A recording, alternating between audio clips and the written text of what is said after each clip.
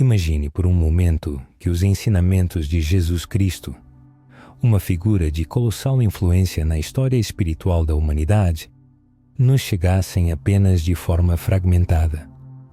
O que sabemos hoje é apenas uma pequena fração de sua verdadeira doutrina.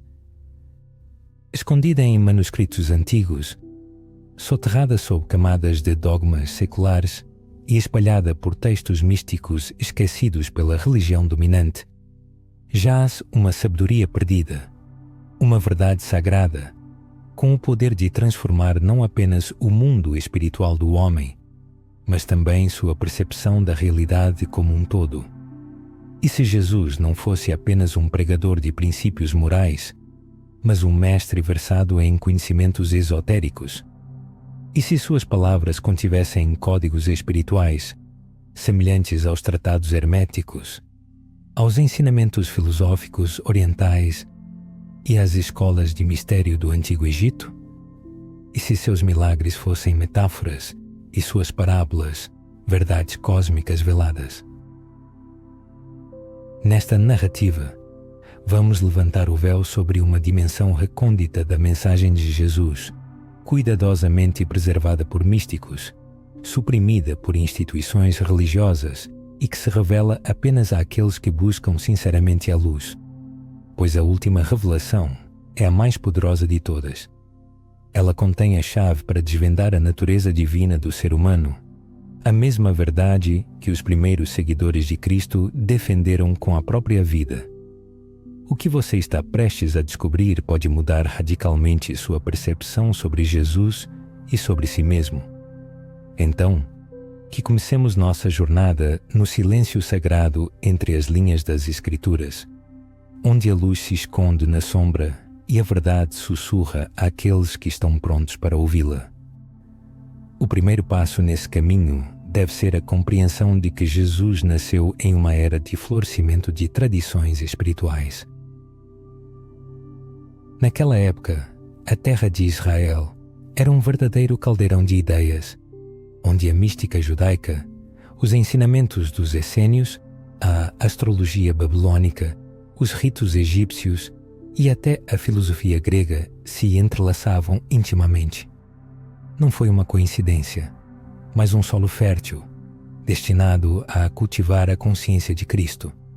Muitos estudiosos e místicos acreditam que Jesus foi profundamente influenciado por essas correntes esotéricas. Segundo alguns textos, em particular o Evangelho de Tomé, que foi excluído do cânon bíblico, Jesus se expressava em enigmas e aforismos metafísicos, direcionando seus discípulos ao autoconhecimento e não à adoração cega. Racha um pedaço de madeira e eu estou lá. Levanta uma pedra e me encontrarás. Essas não são meras afirmações da teologia comum, mas chaves iniciáticas que revelam a onipresença do princípio divino. Permita que essa ideia se estabeleça em sua mente. O Evangelho de Tomé, descoberto na biblioteca de Nag Hammadi em 1945, desafia tudo o que o cristianismo tradicional ensina. Nele, Jesus não fala de sistemas de crenças, mas de gnose, um conhecimento interno direto do divino. É através do despertar interior e não da adoração externa que a alma alcança a elevação. Por que, então, esse Evangelho e outros semelhantes foram perseguidos por tanto tempo? A resposta reside no fato de que os ensinamentos espirituais de natureza interna, pessoal e libertadora não podem ser usados para fins de controle. No entanto, quando codificados, institucionalizados e externalizados, eles se transformam em instrumentos de poder. Em uma época em que a busca espiritual se torna cada vez mais relevante, surge a necessidade de reexaminar as origens do cristianismo. Muito antes da formação dos cânones dogmáticos, os seguidores de Jesus Cristo viam nele não apenas uma figura histórica, mas também um guia para uma experiência espiritual pessoal, para uma união mística com o princípio divino. Por isso, os primeiros adeptos dos ensinamentos de Jesus se identificavam como gnósticos e não como cristãos, buscando não a adesão cega a dogmas, mas a compreensão direta da verdade divina. Eles percebiam Cristo não apenas como um homem, mas como um estado de consciência, como o Logos divino presente em cada alma. Seus ensinamentos, que incluíam os conceitos de Sofia, o princípio feminino divino, dos éons, vastas esferas de inteligência espiritual, e da jornada da alma através de camadas de ilusão, refletiam esse misticismo original. É notável que até mesmo os primeiros padres da Igreja, como Clemente de Alexandria, reconheciam a existência de dois níveis de ensinamento de Jesus, um público, destinado à grande audiência, e outro privado, revelado apenas aos escolhidos. Clemente escreveu: a própria gnose é o que foi transmitido pelo Senhor, dado por Ele àqueles que eram capazes de recebê-la. Essas palavras implicam a existência de um conhecimento esotérico, acessível apenas aos iniciados. Nesse sentido, todo buscador da verdade espiritual deve se perguntar: que caminho estou trilhando? Muitos que cresceram dentro de ensinamentos tradicionais sentem uma insatisfação, percebendo uma profundidade oculta que nenhuma pregação consegue saciar. Essa sensação não é fruto da imaginação, mas sim um eco da memória da alma, que sabe que a missão de Jesus não era apenas a redenção, mas o despertar, não apenas a salvação, mas a iniciação. Pistas para a compreensão dessa verdade podem ser encontradas no próprio Evangelho. Quando Jesus diz: quem tem ouvidos para ouvir, ouça, ele não se refere à audição física, mas à capacidade da alma de perceber a verdade além da experiência sensorial. Quando ele diz a Nicodemos sobre a necessidade de nascer de novo para ver o reino de Deus, ele não fala de um rito, mas de um despertar espiritual. O reino de Deus, portanto, não se apresenta como um lugar geográfico, mas como um estado de consciência. Pesquisadores contemporâneos, como Elaine Pagels e Marvin Meyer, voltam a atenção para os evangelhos gnósticos, revelando uma interpretação mística, simbólica e transcendente da vida e da mensagem de Jesus, que tem mais em comum com as tradições espirituais orientais do que com as rígidas estruturas da teologia ortodoxa posterior. Surge uma pergunta natural: é possível que Jesus tenha viajado para além da Judeia em sua juventude, aprendendo com os sábios do Oriente? Tradições indianas e tibetanas contêm menções à sua presença nessas terras. Os chamados Anos Perdidos de Jesus, o período entre os 12 e os 30 anos, permanecem um mistério. Mas e se eles tivessem sido um tempo de preparação e iniciação nos antigos mistérios, que posteriormente se refletiram em suas parábolas? Essa hipótese não carece de fundamento, considerando que os essênios, uma seita judaica, secreta por trás da criação dos manuscritos do Mar Morto, praticavam profundas disciplinas espirituais como jejum, oração, estudos astrológicos e rituais de purificação. Muitos estudiosos acreditam que João Batista era um essênio, e é bem provável que Jesus tenha interagido com essa comunidade antes de iniciar seu ministério. Isso poderia explicar suas inclinações místicas, sua ênfase na pureza interior e seu afastamento radical da lei farisaica. Assim, a mensagem de Jesus se apresenta a nós sob uma nova luz, revelando uma profundidade que por muito tempo permaneceu oculta. Estamos prontos para explorar esse conhecimento oculto e compreender o significado que ele tem para a nossa jornada espiritual hoje. Para penetrar na essência dos ensinamentos secretos de Jesus, é necessário considerar o conceito do Cristo interior, a centelha divina inerente a cada alma humana.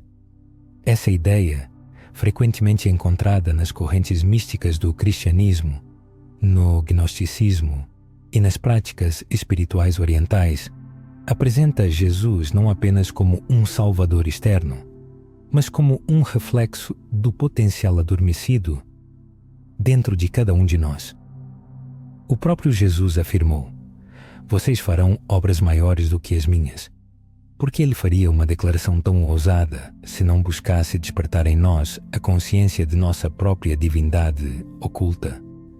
Isso não é blasfêmia, mas um chamado à ação. Não é egoísmo, mas a essência. Jesus não veio para ser adorado, mas para ser seguido. Não no sentido religioso, mas na revelação espiritual da natureza crística dentro de nós. Os antigos místicos ensinavam que cada alma é uma partícula da luz divina.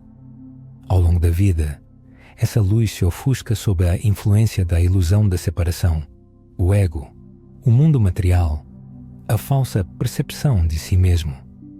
Mas através de práticas internas, meditação, recolhimento, autoconhecimento e amor, o véu começa a se levantar e ocorre o nascimento do Cristo interior. Nesse sentido, o significado mais profundo do Natal não é apenas o nascimento de Jesus em Belém, mas o nascimento espiritual da luz na caverna escura da consciência humana. A manjedoura, humilde e simples, simboliza a pureza do coração, a estrela acima dela, a luz da orientação divina, os 3 reis magos, a harmonia do corpo, mente e espírito, vindo para honrar a verdade. Esses símbolos adquirem sua verdadeira força quando percebidos não como um evento histórico, mas como uma iniciação espiritual. No Evangelho de Filipe, outro texto ocultado por séculos e redescoberto no século XX, pode-se ler: "Aqueles que dizem que primeiro morrerão e depois ressuscitarão estão enganados. Se não receberem a ressurreição enquanto vivos, nada receberão após a morte." Essa é uma revelação surpreendente. Ela sugere que a ressurreição não é um evento físico, mas um despertar espiritual que deve ocorrer aqui e agora, nesta vida.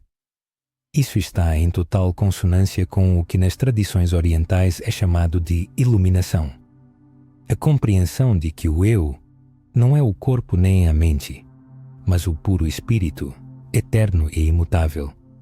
A mesma luz que iluminou Buda sob a árvore Bodhi ressoa nas palavras de Krishna na Bhagavad Gita e no princípio hermético. O que está em cima é como o que está embaixo. Também está contida nos ditos secretos de Cristo. Por que então esses ensinamentos foram ocultados? Porque eles entregavam o poder da salvação nas mãos do próprio indivíduo, e não de um sacerdote, de uma igreja ou de um ritual. Isso representava uma ameaça para qualquer instituição que buscasse controle. Pense bem, os primeiros seguidores de Jesus se reuniam em cavernas, desertos e comunidades secretas. Eles praticavam ritos sagrados de recordação e comunhão interna, e não organizavam espetáculos públicos. O partir do pão não era apenas uma refeição, mas um ato sagrado de união, de troca de luz. O vinho simbolizava o amor divino, o espírito que se derrama na alma. Mas então ocorreu um ponto de virada. A verdade interior foi substituída pelo poder exterior. Quando o cristianismo se tornou aliado do império, especialmente após o Concílio de Niceia no século IV, o núcleo místico dos ensinamentos foi substituído por dogmas. Evangelhos foram queimados, místicos foram perseguidos, e o Cristo vivo, a centelha dentro de nós, foi enterrado sob uma pilha de construções teológicas. Apesar disso, o fogo da busca espiritual nunca se apagou completamente.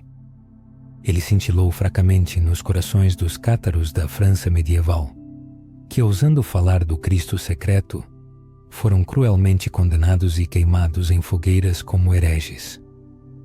Essa chama ecoou nos profundos escritos de mestre Eckhart, que ensinava que o olho pelo qual vejo Deus é o mesmo olho pelo qual Deus me vê, enfatizando a conexão inseparável entre o humano e o divino.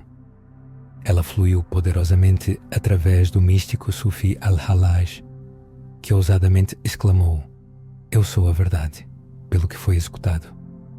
E hoje, esse fogo continua a queimar naqueles que ousam buscar a verdade além do convencional e do óbvio. Surge uma pergunta natural: como podemos hoje ter acesso a essa sabedoria secreta? A resposta é simples, mas ao mesmo tempo profunda. Volte seu olhar para dentro de si, acalme a mente agitada e busque não encontrar respostas, mas sentir a presença. Os ensinamentos de Jesus visavam contornar a compreensão intelectual e penetrar diretamente no coração. Quando ele disse: "Bem-aventurados os puros de coração, porque verão a Deus", ele queria dizer que a verdade se revela não através do raciocínio lógico, mas através do amor, da clareza interior e de um profundo silêncio. Abaixo do barulho diário do mundo, existe um silêncio sagrado, e é nesse silêncio que Cristo fala não com palavras, mas com sua presença, o Evangelho de Maria Madalena. Outro texto deliberadamente silenciado por séculos e redescoberto no século XX, revela que Jesus compartilhou com ela verdades que não revelou a outros. Nesse texto, fala-se da ascensão da alma através de 7 forças: escuridão, desejo, ignorância, fervor pela morte, sede da carne, o eu arrogante e a falsa paz da carne. Cada uma dessas forças deve ser superada para retornar ao divino. Essa jornada pelas sombras da alma reflete-se em inúmeros caminhos místicos. Os cabalistas chamam de ascensão pela árvore da vida. Os budistas falam da erradicação do karma. Os alquimistas descrevem como a transformação do chumbo em ouro. Mas a essência permanece a mesma: a transmutação do falso eu no eu verdadeiro. O que isso significa para cada um de nós agora? Significa que nenhum de nós está separado do divino. Não estamos quebrados nem perdidos. Estamos em processo de despertar. Tudo o que precisamos já está dentro de nós, esperando o momento de ser lembrado. Os ensinamentos secretos de Jesus não são apenas textos antigos ou pergaminhos esquecidos. Eles estão vivos e codificados em nossa própria essência. E quanto mais nos voltamos para dentro, mais eles se manifestam como intuição, sonhos, sincronicidades e amor. Vale a pena parar e perguntar a si mesmo: e se eu estivesse procurando fora o que sempre esteve dentro? Essa é a verdadeira mudança, a ressurreição, a verdadeira mensagem de Cristo. E agora é mais relevante do que nunca, porque o mundo não precisa de mais religião, mas de mais seres despertos, não de fé cega, mas de conhecimento consciente, não de divisão, mas de unidade. E essa unidade deve começar dentro de cada um de nós. Estamos prontos para aprofundar a compreensão de quão profundamente os ensinamentos secretos de Jesus estão enraizados nas antigas tradições místicas? Precisamos explorar o fio que conecta suas palavras às grandes escolas de sabedoria da antiguidade. Jesus não ensinou isoladamente. Sua mensagem carregava ecos do Egito, Babilônia, Pérsia e até da Índia. Suas palavras serviram como pontes entre mundos, entre o visível e o invisível, entre o homem e o espírito. Uma das mais claras confirmações dessa conexão é o simbolismo que ele utilizava: a semente, a luz, a videira, a pérola, o tesouro escondido no campo. não são meras metáforas aleatórias. São arquétipos espirituais que podem ser encontrados no Hermetismo, no livro egípcio dos mortos e nos ensinamentos das escolas de mistério. Cada símbolo é uma chave, e quando decifrados corretamente, eles abrem um caminho unificado de despertar interior. A semente, lançada à terra, representa a centelha divina implantada nas profundezas de cada alma, como um potencial adormecido à espera de seu despertar espiritual. A videira, por sua vez, simboliza a conexão inquebrável com a fonte original, aquela força interior vivificadora que nos nutre e sustenta incessantemente na jornada da vida. A pérola, então, surge como uma metáfora da alma que passou pelo cadinho do sofrimento e alcançou a pureza através da consciência. E, finalmente, o tesouro escondido é o nosso eu divino, oculto sob uma espessa camada de ilusões, esperando pacientemente o seu momento para ser descoberto. Nas antigas escolas de mistério do Egito, ensinava-se a doutrina do Ka, a essência divina que reside em cada ser humano, e o caminho do Ba, a jornada da alma através dos espinhos das provações, através da escuridão e da luz. Os iniciados passavam por estágios simbólicos de morte e renascimento, rituais que serviam como reflexo do processo interno de transformação. Esses ritos não desapareceram com o ocaso da era dos faraós. Foram cuidadosamente preservados, velados em alegorias e transmitidos de geração em geração por aqueles que compreenderam sua força profunda. Jesus, ao que tudo indica, foi um desses iniciados, um portador do conhecimento ancestral. O Evangelho de Tomé contém uma poderosa afirmação: se vocês trouxerem à luz o que está dentro de vocês, o que vocês trouxerem à luz os salvará. Se vocês não trouxerem à luz o que está dentro de vocês, o que vocês não trouxerem à luz os destruirá. Isso não é apenas poesia espiritual elevada. É uma transmissão direta da antiga gnose, a ideia de que a salvação não vem de fora, mas desperta de dentro, como um vulcão adormecido. Essa afirmação ecoa o princípio fundamental do hermetismo: como em cima, assim embaixo, refletindo a conexão inquebrável entre o macrocosmo e o microcosmo. Também ressoa com o conceito oriental de Atman, o eu divino, e sua unidade indissolúvel com Brahman, a realidade absoluta. Jesus não criou uma nova religião.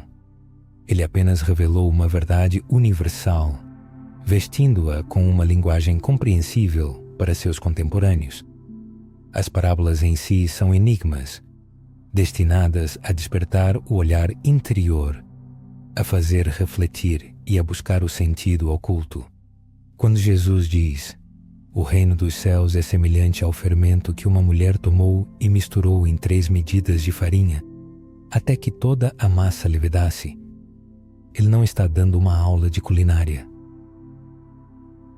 Ele aponta para um processo secreto de alquimia interior. A mulher representa a alma, a farinha, o corpo e a mente, e o fermento, a presença divina. Misturando-se, esses elementos transformam todo o ser, realizando a alquimia da alma. E, no entanto, infelizmente, a maioria das pessoas hoje nunca aprendeu a ler as escrituras dessa maneira. A interpretação literal substituiu o simbolismo, a doutrina, a experiência interior, e o mistério foi perdido em inúmeras traduções. Mas aqueles que têm olhos para ver e corações para sentir sabem: a verdade nunca desapareceu sem deixar vestígios. Ela apenas está habilmente escondida à vista, esperando o seu momento. Agora, voltemos nosso olhar para um dos símbolos mais profundos e frequentemente mal compreendidos na vida de Jesus, a cruz. No cristianismo tradicional, a cruz é um símbolo de sofrimento, sacrifício, redenção através da graça exterior. No entanto, na tradição esotérica, a cruz adquire um significado completamente diferente. O eixo vertical simboliza o Espírito Divino, descendo à matéria, buscando a encarnação. O eixo horizontal, por sua vez, representa o humano, o mundo do tempo, da vida e da experiência física. O lugar de seu encontro é o coração, o centro sagrado, onde espírito e matéria se fundem em um só, formando um todo harmonioso. A crucificação, assim, não é apenas um evento histórico, é um arquétipo espiritual. A morte do eu falso, do ego, e o renascimento do eu divino através da humildade e da autonegação.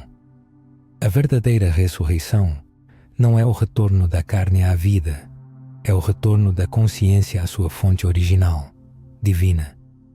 Essa compreensão não é apenas uma afirmação ousada, mas um eco da sabedoria antiga. O apóstolo Paulo, em suas epístolas, falava da morte e ressurreição diárias de Cristo dentro de si, descrevendo o caminho místico de libertação constante das ilusões e da descoberta da verdade. Essa é a essência do caminho indicado por Jesus e o convite dirigido a todos. Mas por que essa ideia causa tanta apreensão nas instituições religiosas? A resposta é simples. Ela abole a necessidade de intermediários, contorna as hierarquias e devolve o poder a cada indivíduo. O principal, porém, é que ela transfere o foco do exterior para o interior. Não são mais necessários templos, pois o corpo se torna o próprio templo. Não são necessários sacerdotes, pois a alma é a ponte para o divino. Rituais perdem o sentido, pois a benevolência já foi concedida e a tarefa é apenas lembrar-se de sua natureza divina. Essa recordação é a pedra angular de todas as tradições místicas. Na língua grega, a palavra verdade, aletheia, significa literalmente não esquecimento. Os ensinamentos secretos de Jesus não propõem a aquisição de algo novo, mas convidam ao despertar do que sempre existiu. Como iniciar esse processo de recordação? Ele é ao mesmo tempo simples e profundo. Começa com o silêncio, com a criação de um espaço para reflexão na agitação da vida cotidiana. Aprofunda-se através da contemplação, buscando não respostas, mas a sensação da presença. Expande-se através do amor, não como um sentimento sentimental, mas como uma profunda consciência do sagrado em tudo. Quando Jesus exortou a amar o próximo como a si mesmo, ele não estava apenas dando um conselho moral, mas revelando uma verdade universal. O próximo é parte de nós mesmos. Tudo é um, e no espírito não há separação. Essa consciência dissolve o medo, destrói o ego e abre as portas para o reino que, segundo ele, está dentro. Essa verdade sagrada foi repetida por sábios ao longo dos séculos. O poeta Sufi Rumi disse: "Você não é uma gota no oceano, você é o oceano inteiro em uma gota." O místico indiano Ramana Maharshi ensinou que o verdadeiro eu é a consciência ilimitada. Filósofos herméticos falavam da unidade de tudo, de uma mente única subjacente à criação. Jesus não estava sozinho nessa revelação, mas ele era um mestre em torná-la acessível. Ele usou parábolas, símbolos, curas e momentos de pura presença para transmitir o que não pode ser expresso em palavras. Seu toque curava não por magia, mas porque ele via o divino em cada pessoa e as lembrava de sua verdadeira essência. E a pergunta retorna a cada um: você está pronto para se ver como ele o via? Não quebrado, não pecador, não indigno, mas como vasos de luz, filhos do infinito, portadores da centelha divina. Este é um convite que ressoa em cada parábola, em cada cura, em cada sussurro do Espírito que vem com o vento do deserto. Não é o Jesus exterior que deve ser buscado, mas o Cristo interior. Você está pronto para ouvir o que ele realmente veio ensinar? Chegou a hora de se voltar para o ensinamento mais íntimo, oculto e poderoso, tão transformador que só foi revelado àqueles prontos para o despertar completo. É a percepção de que você não é apenas um seguidor de Cristo, mas se torna o próprio Cristo, não por egoísmo ou orgulho, mas por sua própria essência. Você é o templo, você é o vaso, você é a palavra feita carne, a luz escondida na escuridão da matéria, o sopro do infinito revestido na máscara da mortalidade, em círculos esotéricos. Acredita-se que o ensinamento de Cristo não é apenas um conjunto de preceitos morais ou fatos históricos, mas um profundo caminho místico para a compreensão da unidade de tudo o que existe. Não é uma figura de linguagem, mas o núcleo mais íntimo de seu verdadeiro ensinamento. No apócrifo Evangelho de Tomé, as palavras de Jesus são citadas: "Quem beber da minha boca se tornará como eu. Eu mesmo me tornarei essa pessoa, e o que está oculto lhe será revelado." Não há aqui nenhum indício de separação, apenas um chamado à união. Os primeiros gnósticos chamavam isso de cristificação, o processo de desdobrar a consciência de Cristo, adormecida em cada alma. Eles acreditavam que Jesus não veio para ser objeto de adoração cega, mas para servir de exemplo, um arquétipo do que é acessível a todos. Em sua concepção, a alma humana está imersa em um sono, sonhando com sua pequenez e separação. A tarefa do verdadeiro mestre é despertá-la não com mandamentos rigorosos, mas com a lembrança de sua verdadeira natureza. Quando Jesus se retirou para o deserto por 40 dias, ele o fez não para fugir do mundo, mas para lutar contra as ilusões. O deserto simboliza a mente incondicionada, o espaço interior onde o ego morre e a voz do espírito se torna audível. Suas tentações não eram apenas seduções externas, mas provações que toda a alma em despertar enfrenta: o desejo de poder, a ilusão de controle, a atração por bens materiais. E como ele as superou? Não com violência ou negação, mas com a verdade, a presença e a fé inabalável na fonte interior. Cada um terá que passar por seu próprio deserto. O caminho do despertar nem sempre é coberto de rosas. Ele implica o abandono de falsas auto-identificações, de crenças herdadas e de apegos a coisas que não servem ao bem maior. É um morrer através de muitas pequenas mortes, para que o eterno, que existe em cada um, possa renascer. Mas é importante lembrar que quem segue o caminho da verdade não está sozinho. Todos os buscadores místicos, profetas e poetas, todos eles passaram por esse fogo de transformação.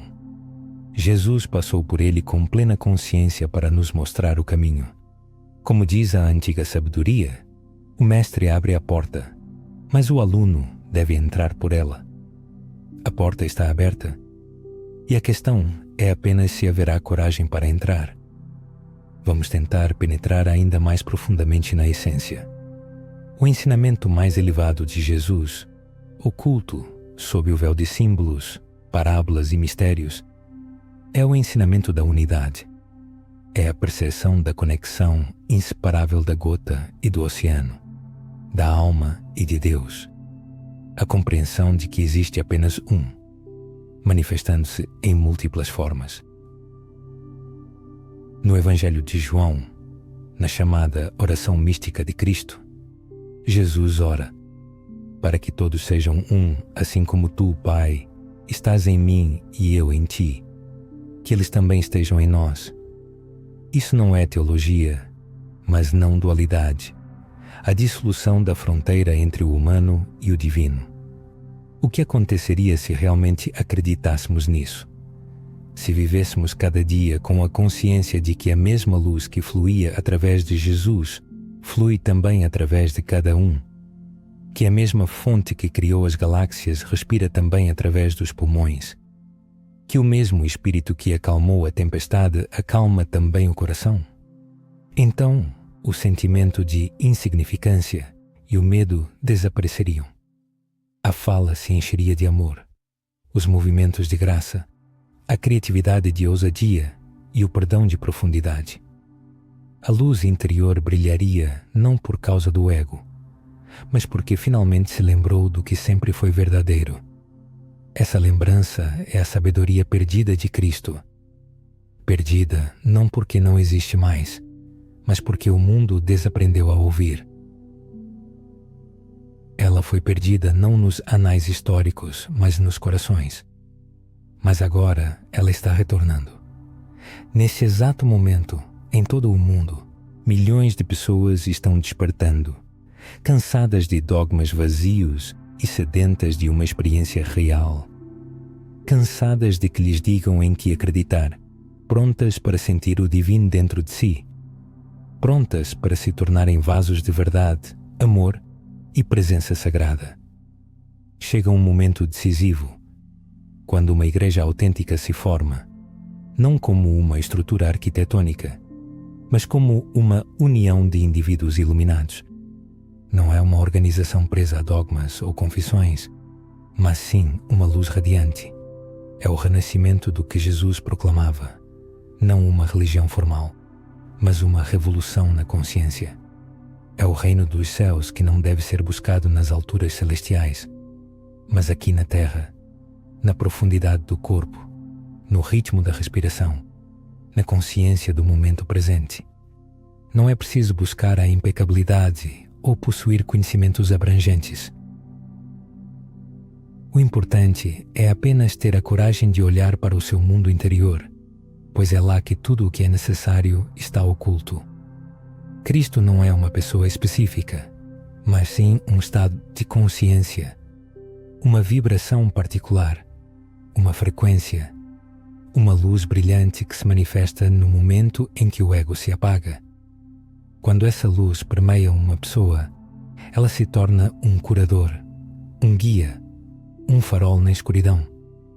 Isso não é fruto da fantasia, mas um direito divino por nascimento. Jesus veio para nos lembrar não de sua pessoa, mas da essência de cada ser humano. A principal e mais importante verdade que ele transmitiu é que cada um é a luz do mundo.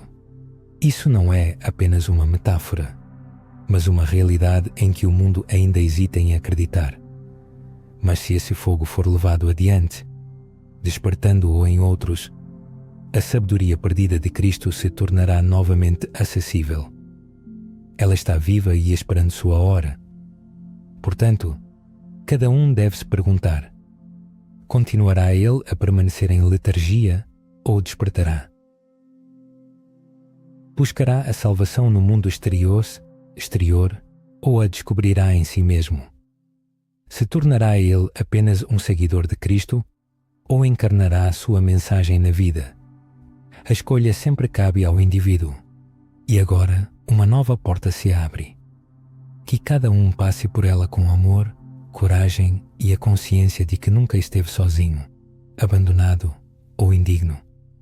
O ser humano é um reflexo do princípio divino, o mistério que Jesus veio revelar.